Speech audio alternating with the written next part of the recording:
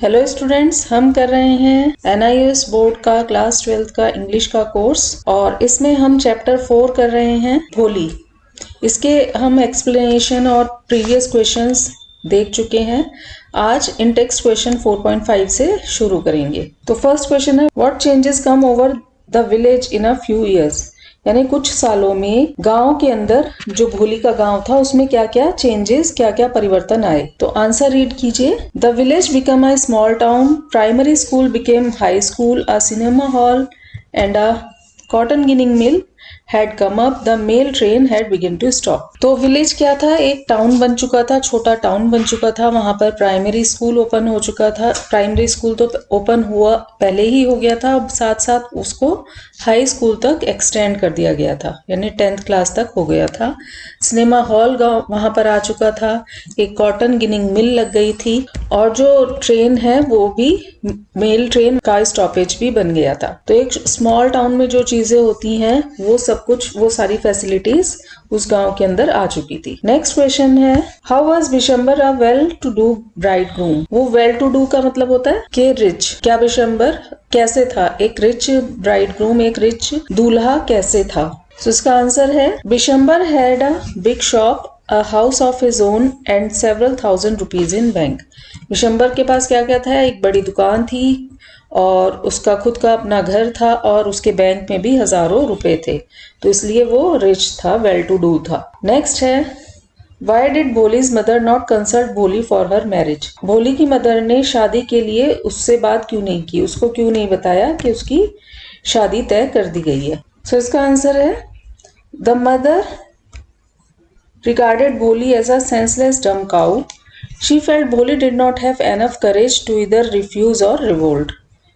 तो उसकी मदर को क्या लगता था, वो सेंसलेस है, यानी उसमें अकल नहीं है, वो एक गूंगी गाय है और ना ही उसके अंदर करेज है कि वो कुछ भी या शादी के लिए मना करेगी या कोई विरोध करेगी। इसलिए ये सब सोच के उसकी मदर ने उसको बताना ही जरूरी नहीं समझा कि उसकी शादी तय कर दी गई है। Next last question, what concerns did Ramlal have about Vishambar. Vishambar के बारे में रामलाल की क्या सोच थी, क्या उसको चिंता थी। तो Ramlal was concern that Vishambar was not very young and limbed and had children from his first wife who were grown up. तो रामलाल को विशंबर के बारे में सब कुछ पता था, वो जानता था कि वो यंग नहीं है, वो विशंबर जो है उसी की एज का है, रामलाल की खुद की एज का है ना। और रामलाल की बेटी से उसकी शादी हो रही है, जबकि विशंबर रामलाल की उम्र का है।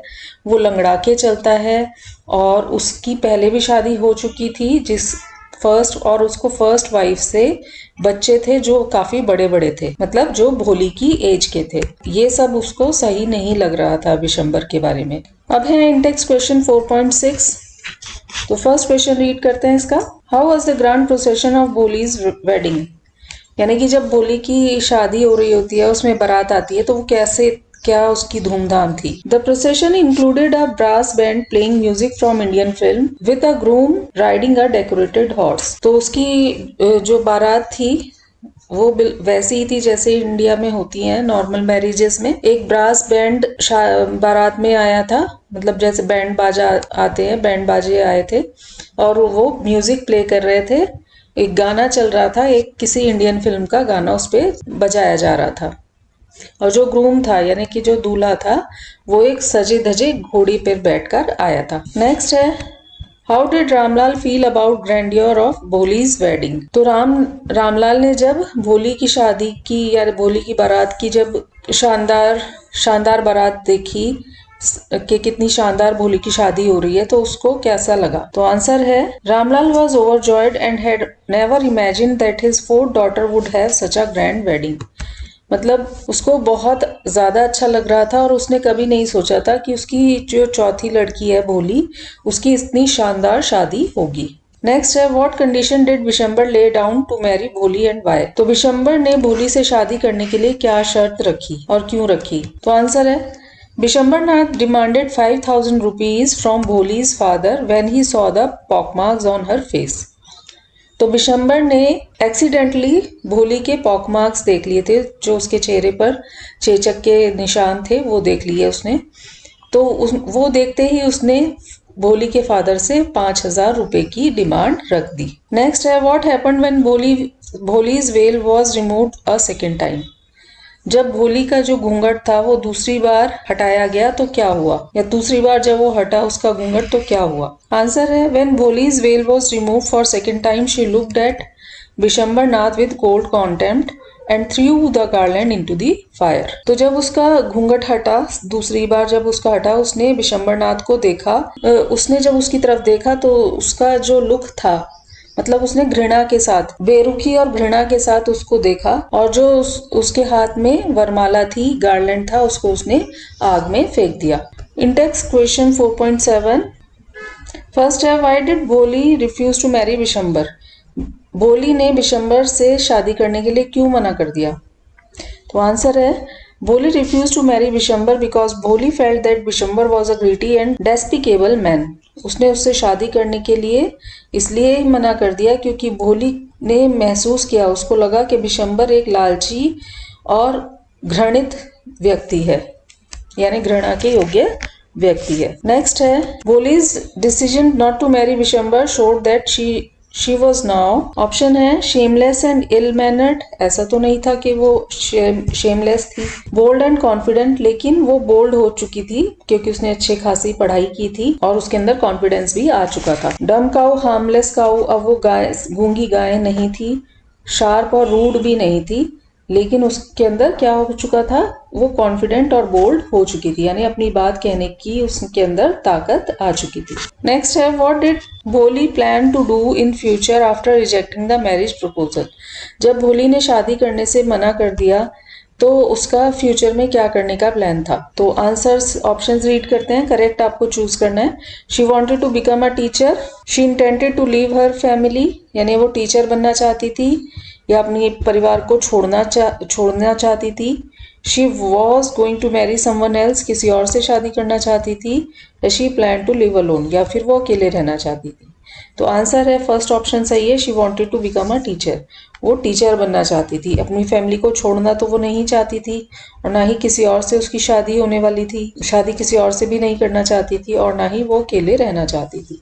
Option first is correct. Next है there was a light of deep satisfaction in the teacher's eye वाई। जब उसने अपनी टीचर से पूछा था ना कि क्या मैं आपके स्कूल में टीचिंग कर सकती हूँ, और उसकी टीचर ने हाँ बोला था, तो उनकी आंखों में क्या था, एक डीप सेटिस्फेक्शन था। तो पूछ रहे हैं कि क्यों था उनकी आंखों में सेटिस्फेक्शन। जब उन्होंने ये सब चीजें देखी, टीचर ने भोली ने कितना बोल्डली और कॉन्फिडेंटली मैरिज के लिए मना किया है, तो ये सब देखकर टीचर की आंखों में सेटिस्फेक्शन क्यों था। आंसर रीड करते हैं। Because the teacher was satisfied that learning in school has transformed the stammering dumb cow Bholi into a very bold and confident girl. क्योंकि टीचर इसलिए सेटिस्फाइड थी कि स्कूल में पढ़ने के बाद भोली के अंदर बहुत ज्यादा ट्रांसफॉर्मेशन आ गया था, चेंज आ गया था। अब वो हकलाने वाली गूंगी गाय नहीं थी और बहुत ही कॉन्फिडेंट और बोल्ड लड़की बन चुकी थी। उसके अंदर कॉन्फिडेंस आ गया था और वो बोल्ड भी हो चुकी थी, यानी हिम्मत आ चुकी थी और अपने ऊपर विश्वास उसके अंदर आ चुका था। नेक्स्ट है ग्रामर सेक्शन। तो ग्रामर सेक्शन स्टार्ट हो रहा है प्रेजेंट परफेक्ट टेंस से, यानी टेंस की यहाँ पर बात हो रही है। तो यहाँ पर इन्होंने कुछ एग्जाम्पल्स दिए हैं, जैसे फर्स्ट है I have lived here for 2 years। तो ये जो आपका सेंटेंस है ये प्रेजेंट परफेक्ट टेंस का सेंटेंस है। नेक्स्ट है I lived there last year, यानी मैं पिछले साल यहाँ रहता था, ये आपका सिंपल पास्ट है। नेक्स्ट है भोली was given a dress which her sister had discarded. भोली को एक ऐसी ड्रेस दी गई जो कि उसकी बहन पहनना छोड़ चुकी थी, उसने उसको डिस्कार्ड कर दिया था। तो ये आपका पास्ट परफेक्ट टेंस है। तो इनकी पहचान कैसे होती है ये हम यहाँ पर समझेंगे थोड़ा सा। तो देखिए सपोज ये टाइम लाइन है, टाइम लाइन में जो प्रेजेंट मोमेंट है, जो इस समय ये जो लाइन है ये शो कर रही है प्रेजेंट टाइम को। तो प्रेजेंट से पहले का जो भी टाइम होता है ना, जो भी इवेंट्स इस प्रेजेंट मोमेंट से पहले होती हैं वो हो गई आपकी पास्ट में। ये सारी जो पूरा लाइन है ये आपकी पास्ट को डिनोट करेगी, और प्रेजेंट मोमेंट से आगे जो भी टाइम आएगा, आने वाला टाइम, ये आपका फ्यूचर को डिनोट करेगा। तो जैसे यहाँ पर फर्स्ट एग्जांपल है सिंपल प्रेजेंट परफेक्ट टेंस का। ये जो एग्जांपल है ये प्रेजेंट परफेक्ट का एग्जांपल है। कैसे? तो प्रेजेंट मोमेंट में जो प्रेजेंट मोमेंट है, अगर कोई भी इवेंट है, कोई भी काम है, अगर वो प्रेजेंट मोमेंट तक आकर कंप्लीट हो रहा है, प्रेजेंट मोमेंट तक अगर कोई काम पूरा हो रहा है, तो हम उसको बोलते हैं पास्ट में शुरू हुआ। सपोज यहाँ पे काम शुरू हुआ और प्रेजेंट मोमेंट तक होता रहा, है ना, प्रेजेंट मोमेंट, लेकिन प्रेजेंट मोमेंट पे वो कंप्लीट हो चुका है। हम कह रहे हैं कि प्रेजेंट मोमेंट तक वो काम पूरा हो चुका है। तो इस तरह के सेंटेंसेस में हम प्रेजेंट परफेक्ट टेंस का यूज करते हैं। जैसे फर्स्ट जो सेंटेंस है, I have lived here for 2 years, यानी 2 साल पहले, 2 साल पहले मैंने यहाँ पर रहना शुरू किया था और अब तक मैं यहाँ पर रहा हूँ। यहाँ पर मैं 2 साल के लिए रहा हूँ। अब पास्ट सेंटेंस क्या होता है? एग्जाम्पल 2 देखिए, B, I lived there last year, मैं पिछले साल यहाँ रहता था, यानी अब मैं यहाँ नहीं रहता हूँ लेकिन पिछले साल मैं यहाँ पर रहता था। सिंपल बात हो रही है कि पिछले साल मैं यहाँ पे रहता था, अब मैं नहीं रहता। तो जब पास्ट की कोई इवेंट होती है, पास्ट में ही वो कंप्लीट हो गई, है ना। एक सिंपल इवेंट, सिंपल काम है जो पास्ट में ही शुरू हुआ, पास्ट में खत्म हो गया, तो उसको हम सिंपल पास्ट की तरह बनाते हैं। यानी कि उसमें सब्जेक्ट होगा, पास्ट की वर्ब फॉर्म होगी, वर्ब की सेकंड फॉर्म होगी, ऑब्जेक्ट वगैरह कुछ होगा। तो अब ये पास्ट परफेक्ट कहाँ से आ जाता है? पास्ट परफेक्ट कब यूज होता है? अब हम सिंपल ये देखेंगे इसमें। नेक्स्ट जो लास्ट हमारा एग्जांपल है, भोली वॉज गिवन अ ड्रेस, भोली को एक ऐसी ड्रेस दी गई जिसे उसकी बहन पहनना छोड़ चुकी थी। जब पास्ट की 2 इवेंट्स की हमें बात करनी हो, यानी कि पास्ट की किन्हीं 2 इवेंट्स की बात करनी हो, और जो इसमें ज्यादा पुरानी वाली इवेंट है वो दूसरी इवेंट के होने तक कंप्लीट हो रही है, कंप्लीट हो चुकी है, यानी कंप्लीट हो चुकी है, परफेक्ट हो चुकी है। मतलब जो ज्यादा पुराना काम जो शुरू हुआ है वो पास्ट में ही जाके किसी काम तक पूरा हो चुका है, तो उसको शो करने के लिए हम पास्ट परफेक्ट टेंस का यूज करते हैं। जैसे कि ये एग्जांपल 3 यहाँ पर है, यानी कि भोली को एक ड्रेस दी गई, ये पास्ट हो गया, पास्ट में भोली को एक ड्रेस मिली, लेकिन उसकी जो बहन थी वो ड्रेस कैसी थी? जो उसकी बहन पहनना छोड़ चुकी थी। यानी जब भोली को वो दी गई ड्रेस, तो उस काम के होने से पहले क्या काम हो चुका था? उसकी बहन उसको पहनना छोड़ चुकी थी। इस इवेंट से पहले कोई दूसरी इवेंट जो है वो कंप्लीट हो चुकी है। तो जब पास्ट की 2 इवेंट्स को हमें बताना होता है और जो ज्यादा पुरानी वाली इवेंट है वो दूसरी इवेंट के होने से पहले परफेक्ट हो चुकी होती है, तो वहां हम पास्ट परफेक्ट का यूज करते हैं। यहाँ पे कुछ और एग्जांपल्स हैं, जैसे कि she had travelled to Europe several times. तो हैज, और इसमें दूसरा इसका पहचान क्या है? जब भी परफेक्ट टेंस यूज होगा उसमें प्रेजेंट परफेक्ट में हैज, हैव यूज होगा, और जो पास्ट परफेक्ट होगा वहां पर हैड यूज होगा। ठीक है, तो हैज, हैव और हैड का यूज जरूर होता है परफेक्ट टेंस में, और साथ ही वर्ब की 3rd फॉर्म यूज होती है। ठीक है, तो फर्स्ट एग्जांपल है, she has travelled to Europe several times, वो कई बार यूरोप जा चुकी है। यानी जब ये बात कही जा रही है उस समय तक वो कई बार यूरोप जा चुकी है। They have lived in this city for 10 years, इस शहर में वो लोग 10 साल तक रहे हैं, मतलब 10 साल तक वो इस शहर में रह चुके हैं। We have just finish watching the movie, यानी कि जब हम प्रेजेंट मोमेंट के रेफरेंस में कोई बात कह रहे हैं तो वहां पर प्रेजेंट परफेक्ट टेंस यूज होगा। नेक्स्ट है, we have finish watching the movie, यानी कि हमने अभी मूवी देखना, हमने अभी मूवी खत्म की है, मतलब ये मूवी हमने जस्ट अभी खत्म की है ना। तो प्रेजेंट मोमेंट पर ही कंप्लीट हुई है मूवी, तो इसलिए यहाँ पर प्रेजेंट परफेक्ट टेंस यूज होगा। The company has release new product line, company ने नई प्रोडक्ट लाइन रिलीज की है। तो ये सारे एग्जांपल्स थे आपके प्रेजेंट परफेक्ट टेंस के। अब देखते हैं सिंपल पास्ट क्या होता है। फर्स्ट इसका एग्जांपल है, दे finish their homework before dinner. तो सिंपल पास्ट हम कब यूज करेंगे? जबकि हमें कोई भी काम जो पास्ट में पूरा करना है, सिर्फ उसको अगर हम बताना चाहते हैं कि पास्ट में कोई काम पूरा हुआ है, कोई एक्शन हुआ है, तो कोई भी इवेंट हुई है, जब हम पास्ट की बात करते हैं सिर्फ पास्ट पे फोकस करते हैं और वो किस समय पूरा हुआ वो इतना इम्पोर्टेंट नहीं होता, तो वहां पर हम सिंपल पास्ट यूज करते हैं। They finish their homework before dinner, उन्होंने अपना होमवर्क डिनर से पहले पूरा किया। He played basketball with friends last weekend. Last weekend उसने अपने फ्रेंड्स के साथ बास्केटबॉल खेली। He visited our grandparents during the holidays. हम छुट्टियों में अपने ग्रैंड पेरेंट्स को मिलने गए। The movie ended last night. Movie कल रात खत्म हुई। एंडेड लेट यानी मूवी कल रात देर से खत्म हुई। अब देखिए यहाँ पर बात हो रही है पास्ट परफेक्ट टेंस की। देखिए क्या लिखा है, the action that was completed before another action took place. तो जब कोई काम किसी दूसरे काम के शुरू होने से पहले कंप्लीट हो चुका होता है तो वहां पर हम पास्ट परफेक्ट टेंस यूज करते हैं। यहाँ पर हेड का यूज किया जाता है, साथ ही मेन वर्ब का पास्ट पार्टिसिपल फॉर्म यूज होता है या वर्ब की थर्ड फॉर्म यूज होती है। और जो दूसरी इवेंट है जिससे पहले की काम पूरा हो चुका है उसके लिए हम सिंपल पास्ट टेंस का यूज करते हैं।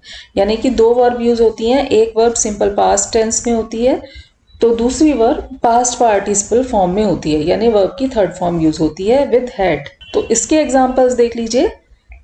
फर्स्ट एग्जांपल है when the teacher came up to Bholi all the girls had left. यानी जब टीचर भोली के पास आई तब तक सारी लड़कियां जा चुकी थी। हैड लेफ्ट यानी कि वो जा चुकी थी। Bholi decided not to marry Bishambar after he had demanded extra money. Bholi ने शादी के लिए कब मना किया, जब उसने डिमांड की, एक्स्ट्रा पैसे की डिमांड की। तो ये काम पहले ही हो चुका था ना, पैसे मांगने का, एक्स्ट्रा पैसे मांगने का काम उसने पहले ही कर दिया था। ये इवेंट भोली के मना करने, जब उसने रिफ्यूज किया शादी करने से, उसने डिसाइड किया कि वो बिशंबर से शादी नहीं करेगी। क्यों किया उसने डिसाइड, क्योंकि उसने बिशंबर ने एक्स्ट्रा पैसे की डिमांड कर दी थी। तो ये डिमांड का काम पहले हो चुका था, तब उसने शादी ना करने का डिसाइड किया। तो यहाँ पर भी परफेक्ट टेंस लगेगा कि कौन सा काम पहले हो चुका था, डिमांड करने का, पैसे डिमांड करने का काम पहले हो चुका था। जब पहले से कोई चीज हो चुकी थी, ऐसा हमें सेंटेंस बनाना होता है तो वहां पर पास्ट परफेक्ट लगेगा। Next, Bholi went to school after her father had been advised by the tehsildar. तो क्या काम पहले हुआ था कि फादर को तहसीलदार ने एडवाइज किया था कि भाई अपनी डॉटर को स्कूल भेजो। तो ये काम होने के बाद क्या हुआ, भोली स्कूल गई। तो दो इवेंट्स हैं, पहले उनको उसके फादर को एडवाइस किया गया जिसकी वजह से फिर भोली स्कूल गई। तो यहाँ पर भी दो इवेंट्स हो गई। एक इवेंट पास्ट में बनेगी, भोली वेंट टू स्कूल, भोली स्कूल गई। लेकिन दूसरी इवेंट जो पहले, इससे भी पहले क्या हुआ था कि भोली के फादर को तहसीलदार ने एडवाइस किया था कि अपने बच्चियों को स्कूल भेजो। तो ये पास्ट परफेक्ट में बनेगा ये सेंटेंस, क्योंकि ये काम पहले ही हो चुका था। Father had been advised by the tehsildar. Next, the teacher was worried because Bholi had not spoken a single word. Teacher को क्या चिंता हुई कि क्योंकि भोली ने एक भी शब्द नहीं बोला था। तो चिंता होने का रीजन क्या था, चिंता होने से पहले क्या हुआ था कि भोली ने कुछ भी नहीं बोला था। तो यहाँ पर भी दो काम हो गए। तो जो ज्यादा पुराना काम है उसको हम पास्ट परफेक्ट में बनाएंगे, हैड के साथ बनाएंगे। एंड स्पोकन वर्ब की third form, speak, spoke, spoken. तो spoken is third form of speak. तो यहाँ पर रिसीवर बेस्ड क्वेश्चंस हैं जिसमें आपको राइट और रॉन्ग बताना है। I have bought a new house last week. मैंने, यानी जब ये बात कही जा रही है उससे पहले वो घर खरीद चुका है। तो मैंने पिछले सप्ताह ये एक नया घर खरीदा है। तो ये बताइए आप राइट है कि रॉन्ग है। देखिए ये जो इवेंट है लास्ट वीक आ गया, यानी कि पास्ट की बात हो रही है। तो पास्ट की बात है और सिर्फ एक ही इवेंट है, घर खरीदने का काम हो रहा है ना। तो पास्ट में जब भी कोई काम होता है तो हम सिंपल पास्ट में सेंटेंस बनाते हैं। I bought a new house last week. मैंने पिछले सप्ताह एक नया घर खरीदा। अब घर खरीदने का काम एक हफ्ते पहले हो चुका है, प्रेजेंट मोमेंट तक तो वो काम एक्सटेंड नहीं हो रहा ना, तो इसलिए यहाँ पर प्रेजेंट परफेक्ट फॉर्म नहीं आएगी, हैव नहीं आएगा। सिंपल बनाएंगे I bought a new house last week. तो बाकी क्वेश्चंस इसके ट्रू मतलब राइट और रॉन्ग आपने बताने हैं, तो आप ट्राई कीजिए एज एन होमवर्क इसको।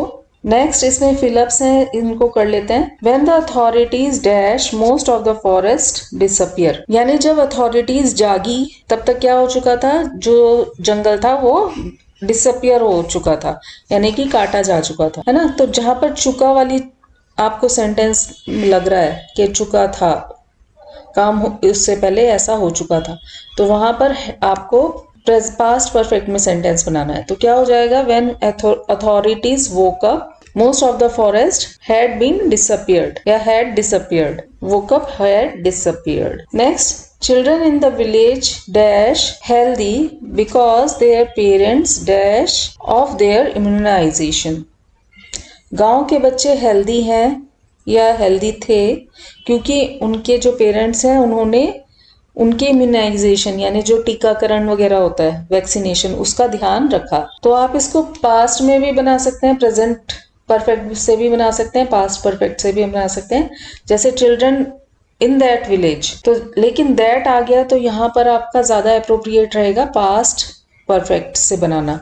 तो एक इवेंट पास्ट में हो जाएगी और दूसरी इवेंट पास्ट परफेक्ट में हो जाएगी। Children in that village were happy healthy because their parents had taken care of, had से बनाएंगे had taken care of their immunization. I dash decide quickly since my teacher dash me how to make decisions way back in school. अब वे back in school का मतलब बहुत पुराने time की बात हो रही, तो इसको पास्ट में ही बनाएंगे। पास्ट में कैन का क्या हो जाएगा, कुड हो जाएगा। I could decide quickly since my teacher, अब टीच से आपने बनाना है पास्ट परफेक्ट, तो हैड आ जाएगा। My teacher had taught me, teach की थर्ड फॉर्म हो गई taught, TOUGHT, taught me how to make decisions way back in school. मैं जल्दी डिसाइड कर पाया क्योंकि मेरी टीचर ने मुझे सिखाया था कि कैसे कॉन्शियस डिसीजन लेने हैं होते हैं, बहुत पहले स्कूल के टाइम में मुझे सिखाया था। Next, everyone appreciate the lovely painting that she make. तो यहाँ पे बताइए क्या होगा, पास्ट से इसको बनाएंगे। एवरीवन एप्रिशिएटेड, डी लग जाएगा, एप्रिशिएट के आगे डी लग जाएगा। Appreciated the lovely painting that she had made.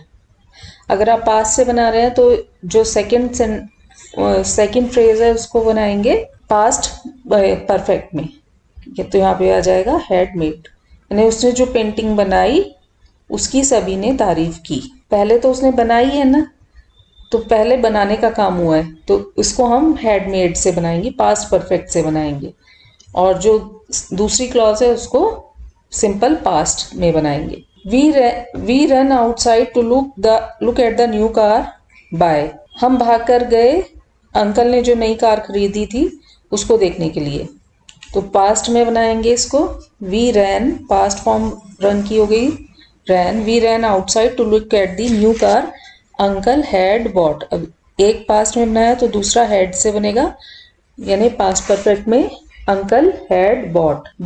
Bye की थर्ड फॉर्म हो गई BOUGHT, bought. My aunt like the sweater I knit for her. तो इसको भी पास्ट में बनाएंगे, past and past perfect. My aunt liked, मेरी आंटी को पसंद आया वो स्वेटर जो मैंने उनके लिए बनाया था। तो एक पास्ट में हो गया तो दूसरा पास्ट परफेक्ट में बनाइए। दूसरा part, sweater I had knitted. Sweater बुनने की इंग्लिश क्या होती है, निट। तो I had knitted for her. आगे चलते हैं, अब ग्रामर में आ गया आपका वोकेबलरी पोर्शन। तो नेक्स्ट पार्ट में हम अब क्या देखेंगे, वर्ड ट्रांसफॉर्मेशन। वर्ड ट्रांसफॉर्मेशन में यहाँ क्या है कि कैसे नाउन से आप वर्ब बना सकते हैं या वर्ब से आप नाउन बना सकते हैं। ठीक है, यानी एक वर्ड को आप वर्ब की तरह भी यूज कर सकते हैं और उसको नाउन की, और उसमें कुछ चेंज करके उसको नाउन की तरह भी यूज किया जा सकता है। जैसे अगर वर्ब है कंसल्ट, तो कंसल्ट का नाउन क्या हो जाएगा, कंसल्टेशन। वर्ब है फैसिनेट, तो इसका नाउन हो जाएगा फैसिनेशन। सजेस्ट के लिए सजेशन। अचीव से नाउन कैसे बनाएंगे, अचीवमेंट। एनकरेज से एनकरेजमेंट। अफेक्शन, अफेक्शनेट से अफेक्शन। एस्टॉनिश से एस्टॉनिशमेंट। कंसल्ट से कंसल्ट्रेशन। ठीक है, तो इसी पर बेस्ड हमारा सेक्शन है 4.9 इन टेक्स्ट क्वेश्चंस। यहाँ पर आपको फिलअप्स करने हैं, यानी कि अगर नाउन वर्ड दिया है तो उसका वर्ब फॉर्म बतानी है, और अगर वर्ब दिया हुआ है तो उससे आपने नाउन बनाना है। कन्वर्सेशन का बताइए वर्ब क्या होगा, कन्वर्सेशन बातचीत, तो कन्वर्सेशन का वर्ब हो जाएगा सिंपल कन्वर्स। ह्यूमिलिएट, ह्यूमिलिएट का वर्ब फॉर्म है इसका नाउन बताना है तो इसका हो जाएगा ह्यूमिलिएशन। नेक्स्ट है नाउन कंसीडरेशन, तो इसका क्या हो जाएगा वर्ब फॉर्म कंसीडर। नेक्स्ट है वर्ब है अनाउंस, तो इसका नाउन क्या बन जाएगा अनाउंसमेंट। तो ये आप जितना प्रैक्टिस करेंगे उतना आपको क्लियर होगा। हमेशा जो जैसे वर्ब से अगर आपने नाउन बनाना है तो हमेशा TION या MENT लगा के नहीं बनेगा। हर वर्ड के साथ क्या यूज है, किसी वर्ड के साथ क्या यूज होना है, कैसे बनेगा उसका नाउन, ये आपको प्रैक्टिस जितना करेंगे उतना आपको समझ आएगा। जैसे नेक्स्ट वर्ड है नाउन सेटिस्फेक्शन, तो इसका वर्ब क्या हो जाएगा सेटिस्फाई। नेक्स्ट नाउन है कॉन्टेम्पलेट, तो इसका वर्ब है कॉन्टेम्पलेट, तो नाउन हो जाएगा कॉन्टेम्पलेशन। अब यहाँ पर नाउन है कंप्लीशन, तो इसका वर्ब हो जाएगा कंप्लीट।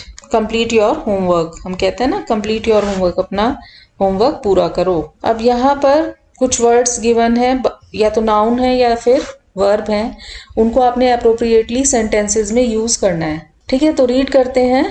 भोली सफर्ड डिसफिगर या disfigurement following a bout of small pox, यानी स्मॉल पॉक्स के बाद भोली के साथ क्या हुआ था, डिसफिगरमेंट यूज होगा। भोली सफर्ड डिसफिगरमेंट, है ना। देखिए वर्ब तो पहले ही आ चुका है सफर्ड, तो दो वर्ब एक साथ नहीं आएंगी, डिसफिगर वर्ब हो गई, है ना। तो भोली suffered disfigurement following a bout of smallpox. As a result, she became withdrawn and spoke very seldom. When she did speak, it was with a stammer or stammering. Stammer जो है यहाँ पर verb है, और जो stammering है वो as a noun use हो रहा है, तो यहाँ पर हम noun use करेंगे it was with a stammering. So इसका आंसर हो जाएगा यहाँ पे stammering. And children mimicked her. This mimic or mimicking. This mimicking and dash prevent her dash, तो यहाँ पर भी वर्ब नहीं आएगा क्योंकि हमें नाउन चाहिए यहाँ पे। दिस मिमिकिंग, तो मिमिक हो गया वर्ब, तो वर्ब हमें नहीं चाहिए, हमें नाउन चाहिए दिस मिमिकिंग। एंड अगेन हमें यहाँ पर नाउन चाहिए ह्यूमिलिएशन। प्रिवेंटेड हर, क्योंकि वर्ब तो अब आया है, सेंटेंस का जो वर्ब है वो अब आया है, अभी तक हमारा सब्जेक्ट चल रहा था और सब्जेक्ट में नाउन यूज करना होता है हमें।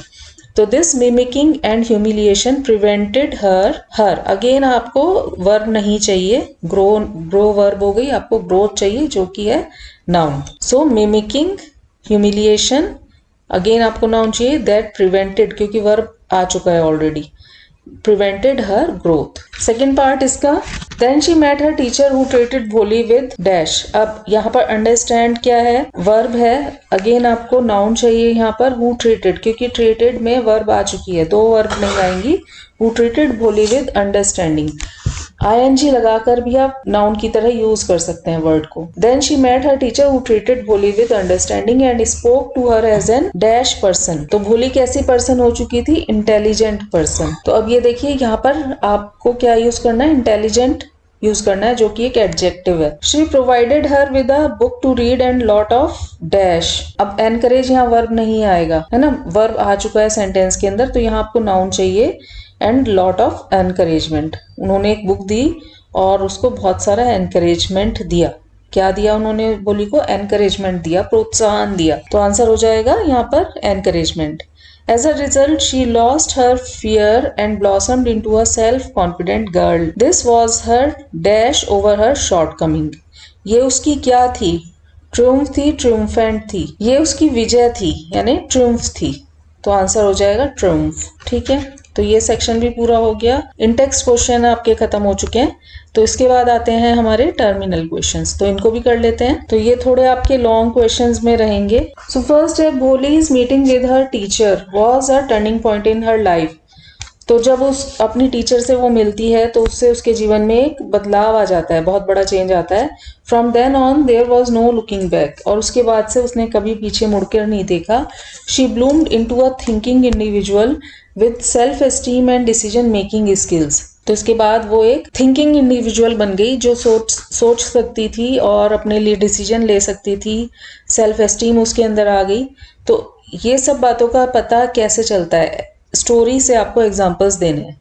तो कौन कौन से एग्जाम्पल्स से हमें पता लगता है कि भोली के अंदर ये चेंजेस आ चुके थे।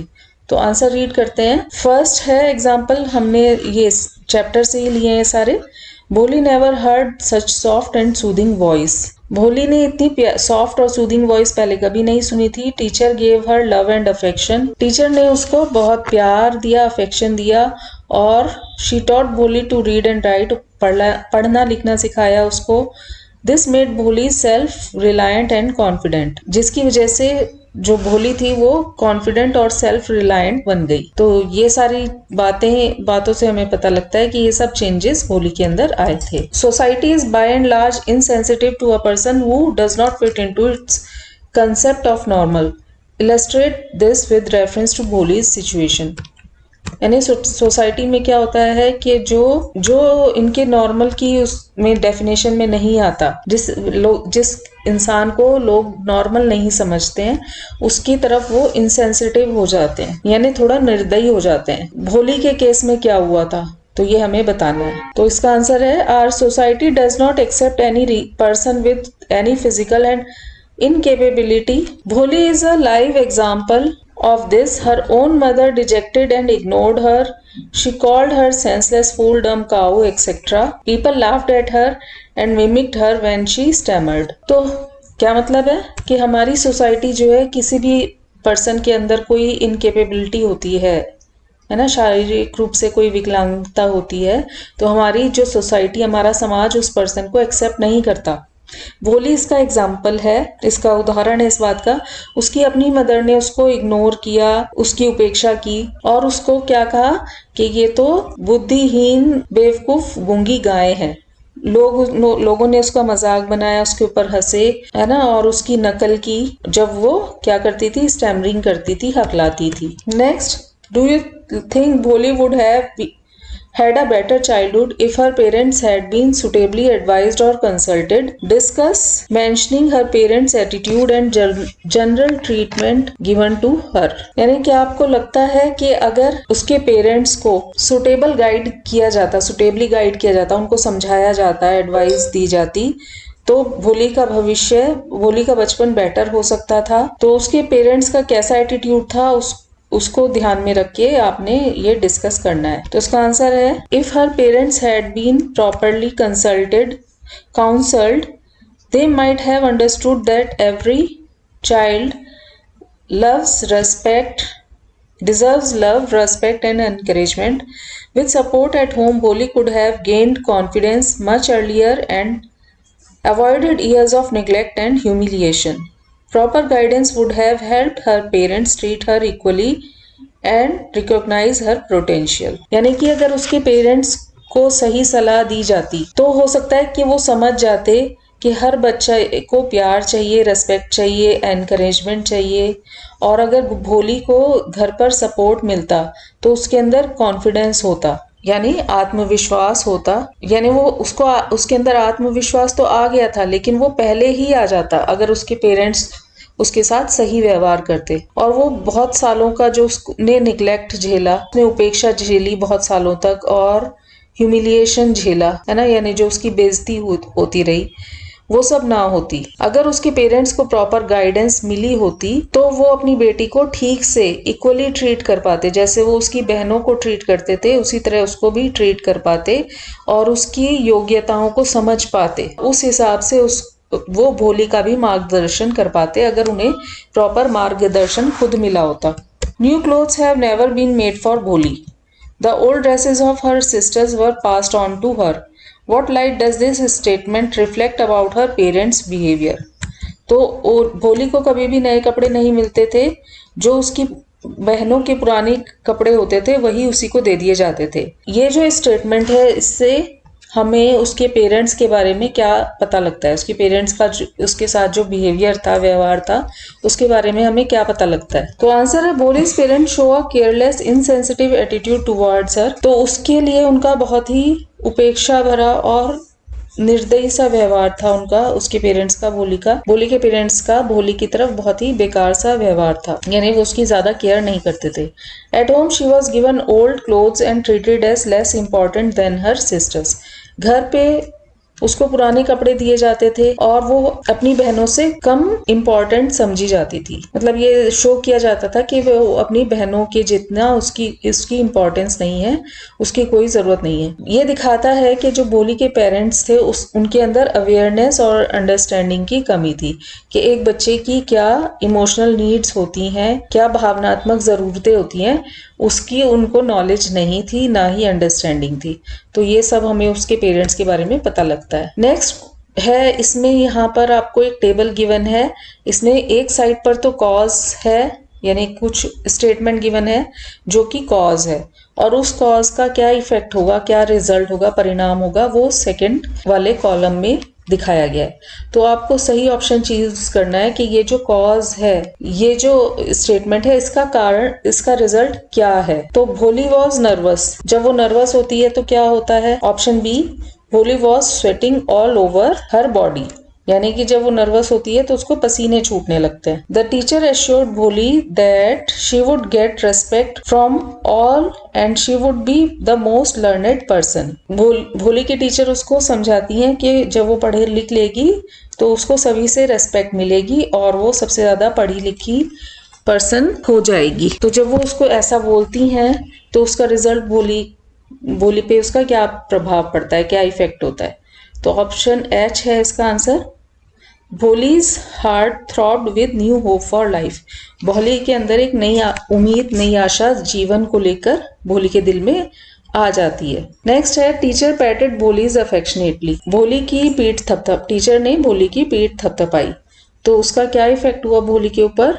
आंसर आई, Bholi had no fear of being laughed at. Bholi के अंदर से मजाक उड़ने का डर चला गया। भोली couldn't understand what teacher taught. Teacher ने क्या पढ़ाया भोली नहीं समझ सकी। तो आंसर इसका क्या है, ए ऑप्शन। भोली kept looking at pictures in the classroom. तो जब उसको टीचर का पढ़ाया हुआ समझ नहीं आ रहा था, वो तो इधर उधर देख रही थी। तो क्लास में कुछ पिक्चर्स लगी हुई थी तो वो उनको ही देखती जा रही थी। नेक्स्ट है, the headmistress had asked her there in the corner. Asked her to sit आ जाएगा, ये थोड़ा मिसप्रिंट है। Headmistress had asked her to sit in the corner. तो जो हेड मास्टरनी थी उन्होंने उसको कॉर्नर में बैठने के लिए कहा। तो इसका ऑप्शन हो जाएगा जी, भोली सेट इन अ कॉर्नर। भोली set in a corner of the class, यहाँ पर भी कुछ मिसप्रिंट है। तो भोली set in the corner of the class, तो उन्होंने उसको कहा तो क्या उसका इफेक्ट क्या हुआ कि वो जाकर बैठ गई। नेक्स्ट है, there were many girls of Bholi's age in the class. Class में भोली की एज की, भोली के साथ की कई लड़कियां थी। तो इसका ऑप्शन है एफ, भोली hope she would make friends with any one of the girls. मतलब जब वो भोली ने देखा कि उसी के एज की बहुत सारी लड़कियां उस क्लास में हैं, तो उसको क्या लगा कि कोई ना कोई एक लड़की तो उसकी फ्रेंड बन ही जाएगी। उसको ऐसी उम्मीद लगी वहां जाकर स्कूल में। नेक्स्ट है, the teacher asked Bholi to get up in a suggested manner. अब ये जो इन ए है ये यहाँ पर आएगा। The teacher asked Bholi to get up in a suggested manner. तो टीचर ने भोली से क्या कहा कि खड़े हो जाओ, मतलब प्यार से कहा उन्होंने, सजेस्ट करते हुए खड़े हो जाओ। तो इसका ऑप्शन है जे। तो उन्होंने ऐसा कहा तो उसका क्या रिजल्ट हुआ, Bholi left the corner where she sat for a long time. जिस जगह पर वो बहुत लंबे समय से बैठी हुई थी वो वहां से उठकर खड़ी हो गई, उस कॉर्नर को उसने छोड़ दिया। नेक्स्ट है, she feared her stammering tongue would betray and disgrace her again. उसको ये डर था कि जो वो स्टैमरिंग टंग है उसको हकला के बोल पाती है, वो उसको डिस्ग्रेस कर देगी, उससे उसकी बेइज्जती फिर से हो जाएगी। तो ऑप्शन है डी, उसके अंदर ये डर था। तो क्या हुआ, the girls were laughing at her, क्योंकि जो क्लास में लड़कियां थी वो उसके ऊपर हंस रही थी, वो डर रही थी तो उसको देख के लड़कियां हंस रही थी। Next, teacher was very encouraging and spoke in soothing word। अब ये जो एंड है ये इधर आएगा। The teacher was very encouraging and spoke in soothing words। Teacher बहुत एनकरेजिंग थी, उसको एनकरेज कर रही थी और उन्होंने प्यार भरे शब्दों में उससे कहा। तो जब उन्होंने प्यार से उसको बोला तो उसका क्या रिजल्ट हुआ, ई ऑप्शन है। Bholi could overcome her to sit, ये टू सिट यहाँ पर नहीं होगा। Bholi could overcome her nervousness soon. Bholi अपनी नर्वसनेस को ओवरकम कर पाई, दूर कर पाई। उनके प्यार भरे शब्दों को सुन के उसने अपनी नर्वसनेस को दूर कर लिया। द टीचर अफेक्शनेटली पैटेड हर। उन्होंने प्यार से उसकी पीठ थपथपाई। तो इसका क्या रिजल्ट हुआ? भोली felt cheered up and confident. भोली खुश हो गई और उसके अंदर विश्वास आ गया, कॉन्फिडेंट हो गई वो। The teacher assured better treatment from people of the village. Teacher ने उसको एश्योर किया, पक्का किया कि लोग उसके साथ अच्छे से व्यवहार करेंगे। तो सी ऑप्शन है इसका। उससे क्या हुआ? उन्होंने ऐसा बोला तो भोली become hopeful of a better tomorrow. उसके अंदर एक उम्मीद जग गई कि कल जो उसका आने वाला कल है वो आज से बेटर होगा। इसमें लास्ट क्वेश्चन रह गया है हमारा। देखिए यहाँ पर कुछ इवेंट्स हैं जो जम्बल्ड फॉर्म में दी गई हैं, इस स्टोरी से ली गई हैं ये इवेंट्स। तो आपको इन्हें रीराइट करना है, यानी जो इवेंट पहले हुई उसको पहले लिखेंगे और जो बाद में हुई उसको बाद में लिखेंगे। रीड करते हैं एक बार। Bishambar refuse to marry Bholi and demanded money. B है marriage was a show of great pomp and splendour. तो बी पहले आना चाहिए, तो बी पहले आना चाहिए। ए से हमारा जो मैरिज थी वहां पे बहुत शानदार थी, शानदार तरीके से उसकी शादी हो रही थी, लेकिन शादी के समय क्या हुआ कि उसने शादी से मना कर दिया भूल और मनी डिमांड की। तो ए बाद में हुआ है ना। फिर क्या हुआ? Teacher felt a deep satisfaction on seeing Bholi as a confident bold and confident girl. ये तो काफी लास्ट में हुआ था, ये तो एंड की बात थी, है ना। तो ये सी तो एंड में आ जाएगा।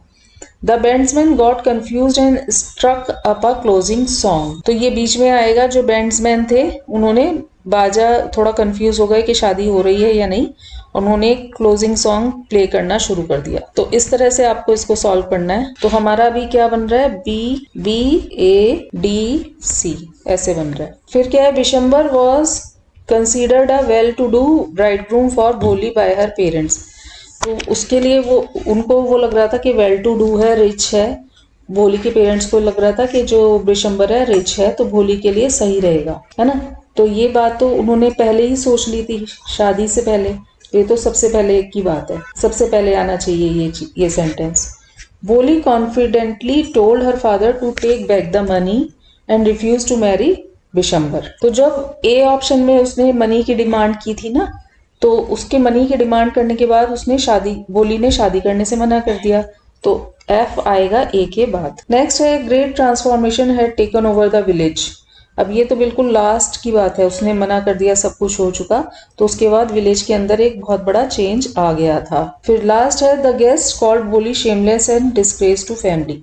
अब जैसे ही उसने मना किया भोली ने, एफ में जैसे मना किया भोली ने एफ ऑप्शन में कि वो शादी नहीं करेगी, तो उसके बाद एकदम से क्या हुआ? जो गेस्ट थे वो भोली को क्या बोलने लगे कि तो शेमलेस है और फैमिली के लिए डिस्ग्रेस है। तो एफ के बाद एच हो जाएगा। तो इस तरह से आपने सॉल्व करना है कि कौन सी बात पहले हुई है और कौन सी एंड में हुई है। तो इसका आंसर हो जाएगा EBA चेक कर लीजिए, यहाँ पर गिवन भी है EBAFDHCG। तो डी आप यहाँ एच से पहले भी लिख सकते हैं, वैसे ज्यादा अप्रोप्रिएट कहाँ रहेगा? एच के बाद ही रहेगा, है ना।